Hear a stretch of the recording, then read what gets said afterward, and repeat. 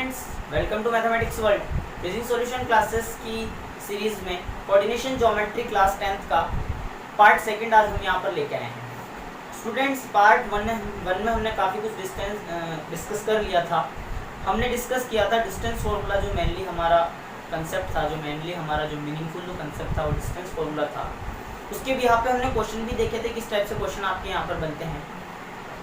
Points को plot करना हम काफ़ी 9th 8th से सीखते हुए आ रहे हैं। वो चीज़ हमारी हो चुकी थी। हमने एक लाइन यानी डायरेक्ट डिस्टेंस हमने निकालना सीखा था डिस्टेंस फार्मूला के बिहाफ पर। उसका फार्मूला भी हमने देखा था, किस टाइप से क्वेश्चन बनते हैं ये भी हम डिस्कस कर चुके हैं। स्टूडेंट, बहुत इंपॉर्टेंट पार्ट, इस चैप्टर का सबसे इंपॉर्टेंट पार्ट आज हम यहाँ पर डिस्कस करने जा रहे हैं, और वो है आपका सेक्शन फार्मूला। स्टूडेंट समझिएगा, सेक्शन फार्मूला होता है।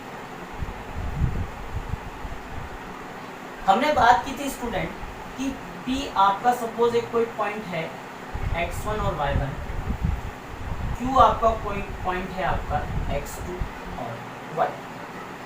स्टूडेंट, ये अगर दो पॉइंट हैं, सपोज मैंने यहाँ पर ये पॉइंट सपोज लेट कर लिया P पॉइंट, जिसके कोऑर्डिनेट हमने कितने माने x1 एंड y। एक पॉइंट है आपका सपोज यहाँ Q, जिसके कोऑर्डिनेट हमने माने x2 और y।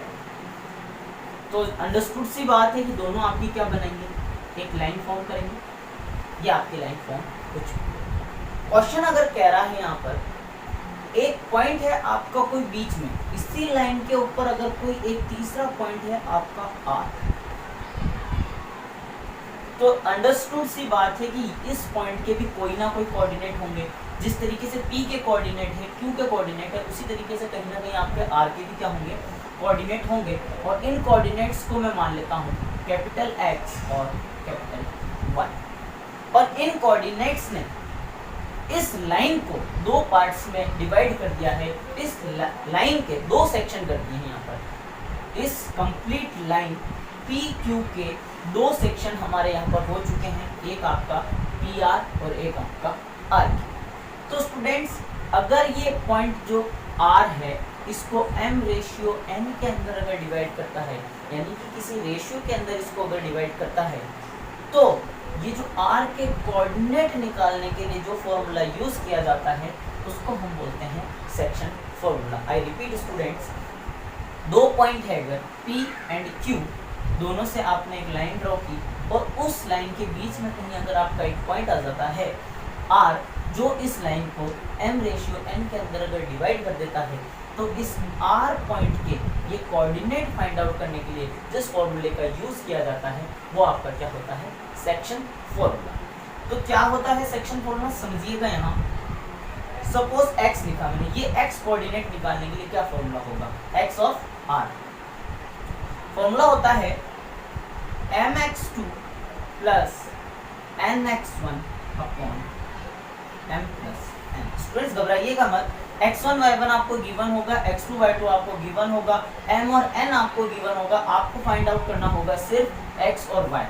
x फाइंड करने के लिए m की वैल्यू रख दीजिएगा, x2 रख दीजिएगा, n1, सारी की सारी वैल्यू गिवन होगी, सिर्फ सॉल्व करना है और आपको आंसर निकालना है। सिमिलरली अगर मैं y की बात करूँ तो ये होता है students my2 plus ny1 upon m plus n।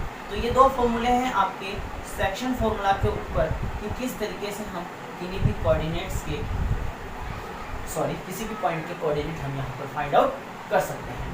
Theoretical portion था, थोड़ा सा समझने में प्रॉब्लम आ सकती है क्योंकि मैथ्स के स्टूडेंट है, प्रैक्टिकल में ज़्यादा विश्वास रखते हैं। एक क्वेश्चन लेते हैं और इस डाउट को क्लियर कर लेते हैं। इस टॉपिक को पूरा क्लियर यहाँ पर कंसेप्चुअली क्लियर करने के लिए एक क्वेश्चन मैं यहाँ पर ले रहा हूँ स्टूडेंट। सपोज मैंने एक पॉइंट लिया 3, क्लियर। इस पॉइंट के बाद एक और हमने यहाँ पर पॉइंट लिया सपोज 1, या फिर -1, 1, -2।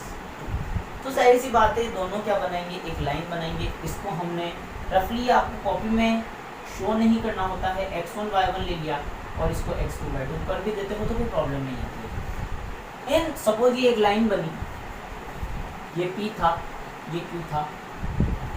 उसके बाद यहाँ पर एक पॉइंट है R, जिसके कोऑर्डिनेट कैपिटल X और Y हैं, जो इसको सपोज 3:2 के अंदर डिवाइड करें। रेशियो भी गिवन है, रेशियो के भी यहाँ पर सपोज हमने क्या माना था इसको m/n, जहाँ पर m क्या है आपका 3 है और n आपका क्या है 2 है। तो अब हमें इस r के कोऑर्डिनेट अगर फाइंड आउट करने हो, जहाँ पर p गिवन है, q गिवन है, m/n गिवन है, तब जो कंसेप्ट यूज होता है वो आपका सेक्शन फॉर्मूला यूज होता है। आइए सॉल्व करते हैं। x कोऑर्डिनेट फाइंड आउट करने के लिए m दैट इज 3, x2 की वैल्यू 1 प्लस n की वैल्यू आपकी हो जाएगी 2 एंड x1 की वैल्यू कितनी होगी आपकी upon m plus n। Solve करते हैं। 3 1 जा 3 प्लस 6 अपॉन 5। तो स्टूडेंट्स जो x कोऑर्डिनेट आया है आपका वो कितना आ चुका है 9 अपॉन 5। तो इस टाइप की सिंपल सा क्वेश्चन, डायरेक्ट क्वेश्चन अगर बनता है तो p और q गिवन होता है। स्टूडेंट्स याद रखिएगा अभी ये x कोऑर्डिनेट आया है आपका, सिमिलरली आपको कौन सा कोऑर्डिनेट यहाँ पर फाइंड आउट करना है, y कोऑर्डिनेट फाइंड आउट करना है। आई होप समझ में आया होगा क्वेश्चन। इसके बाद हम एक और क्वेश्चन लेते हैं और इसको और अच्छे से समझने की कोशिश करते हैं। स्टूडेंट्स ध्यान दीजिएगा, कुछ भी नहीं था, x की वैल्यू निकालने के लिए m जो हमें गिवन था, x2 गिवन था, n गिवन था, वैल्यू सब्स्टिट्यूट की है और हमने ये कोऑर्डिनेट यहाँ पर निकाला है। तो ये आपका था किसी भी पॉइंट के कोऑर्डिनेट निकालने के लिए जो सेक्शन कर देता है जो पॉइंट, उस कोऑर्डिनेट निकालने के लिए हमने कौन सा फॉर्मूला यूज किया यहाँ पर, सेक्शन फॉर्मूला यूज किया है। तो ये कंसेप्ट था।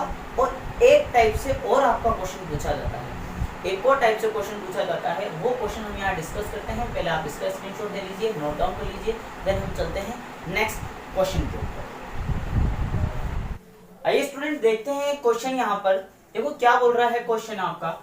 ये सपोज आपका पॉइंट एक P है, ये आपका पॉइंट है Q और ये आपका पॉइंट है R, जो इसको इंटरनली डिवाइड कर रहा है। कहने का मतलब ये आपका यहाँ एक पॉइंट है P, ये आपका पॉइंट है यहाँ पर एक Q, और इनको ज्वाइन करने के बाद जो लाइन बनती है और यहाँ पर एक पॉइंट सपोज आपका है R, जिसके कोऑर्डिनेट आपको दे रखे हैं 23,5 एंड 33,5। P के कोऑर्डिनेट सपोज आपको दे रखे हैं 3,5 और Q के कोऑर्डिनेट दे रखे हैं आपको 7,9। तो अब आपको क्वेश्चन देखो, क्वेश्चन चेंज हो चुका है। पहले आपको रेशियो गिवन था और इस बार आपको रेशियो पूछा जा रहा है कि आपको ये किस रेशियो के अंदर डिवाइड करेगा, वो आप रेशियो फाइंड आउट करके बताओ। स्टूडेंट्स पहले वाला जो क्वेश्चन था उसके अंदर आपको क्या पूछा गया था, ये कोऑर्डिनेट पूछे गए थे, और आज अभी हमें क्या पूछे जा रहे हैं, ये रेशियो यहाँ पर पूछा जा रहा है। कंसेप्ट वही है आपका, किस तरीके से फाइंड आउट करेंगे। x is equal to, formula आप जानते हो, mx2 plus nx1 upon m plus n। x coordinate हमें निकालना नहीं है, इस बार गिवन है, ये चेंज है थोड़ा सा, इज इक्वल टू m हमें नहीं पता लेकिन x2 हमें पता है। x2 हमारा क्या हो गया 7। देखिए एक बार थोड़ा सा नोटेशन यहाँ पर डाल देते हैं, ये x2 एंड y2। तो x2 गिवन है 7, तो ये हो जाएगा 7 इंटू m प्लस x1 आपका गिवन है 3 into n that is 3n upon m plus n। Clear students, value substitute कर दी। अगर हम यहाँ क्रॉस मल्टीप्लाई करते हैं, ये m प्लस n आपका यहाँ जाएगा, ये हो जाएगा आपका 23m plus 23n is equal to 5 इधर मल्टीप्लाई होगा, 5 7 जा 35m प्लस 5 3 जा 15n। तो ये आपके एक इक्वेशन यहाँ पर आ चुकी है। m को अपन एक तरफ ले लेते हैं, m को सपोज इस m को उधर भेज देते हैं, n को इधर भेज देते हैं, तो 23n आपका इधर ऑलरेडी है, माइनस 15m हो जाएगा यहाँ पर 15n is equal to 35m आपका ऑलरेडी इधर है और ये आपका 23m इधर आके 23m। जब हम यहाँ पर इसको माइनस करेंगे तो ये आपका बचेगा 8n इज इक्वल टू, और यहाँ पर आपका बचेगा 35 में से आप 23 माइनस करोगे, ये आपका बचेगा 1 एंड 2 यानी 12। 8 को जब हम यहाँ m जब यहाँ पर हम इसको नीचे की तरफ भेजेंगे, सब स्टूडेंट्स यहाँ ध्यान दीजिएगा, 12 आपका यहाँ नीचे जाएगा और यहाँ से 8 अगर मैं यहाँ पर नीचे भेजूं तो ये हो जाएगा आपका 8 upon 12 is equal to m upon n। 4 की टेबल से कैंसिल आउट करते हैं, 4 2 12, 4 3 4 2 8, 4 3 12। तो यहाँ पर स्टूडेंट जो m अपॉन n की वैल्यू आई है वो कितनी है आपके पास 2/3, that is m ratio n जो आएगा वो आपका 2/3 आएगा।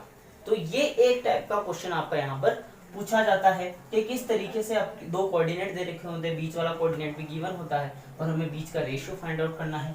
जो हम स्टूडेंट्स यहाँ पर एक ध्यान देने वाली बात थी कि हमने सिर्फ एक ही फॉर्मूले के बिहाफ पर हमने y कोऑर्डिनेट का यहाँ पर बिल्कुल भी यूज नहीं किया और हमने डायरेक्टली क्या निकाल लिया, यहाँ पर एक रेशियो यहाँ पर निकाल लिया है। तो आपकी इच्छा है आप y कोऑर्डिनेट से निकालोगे तब भी आपका यही आंसर आना है और x कोऑर्डिनेट से निकालोगे तब भी आपका यही आंसर आना है। तो ये आपका एक क्वेश्चन यहाँ पर इस टाइप से भी पूछा जाता है सेक्शन फॉर्मूला का। स्टूडेंट्स यहाँ पर दो चीजें हम यहाँ पर देख चुके हैं, सेक्शन फॉर्मूला क्या होता है, किस तरीके से कोई लाइन डिवाइड करती है, किस तरीके से एक टाइप से डायरेक्ट आपका बीच वाले कोऑर्डिनेट पूछा जाता है और एक टाइप से आपका रेशियो पूछा जाता है। एक इंपॉर्टेंट बात यहाँ पर हम बता के इस लेक्चर को एंड करेंगे और बहुत इंपॉर्टेंट बात है, वीडियो बिल्कुल स्किप ना करिएगा, एक बात समझिएगा स्टूडेंट, जब ये जो फॉर्मूला हमने आपको लिखवाया ये बोलेगा इंटरनल डिवीजन, जब भी बुक में आपको लिखा हुआ मिल जाए इंटरनल डिवीजन तभी आपको ये फॉर्मूला अप्लाई करना है।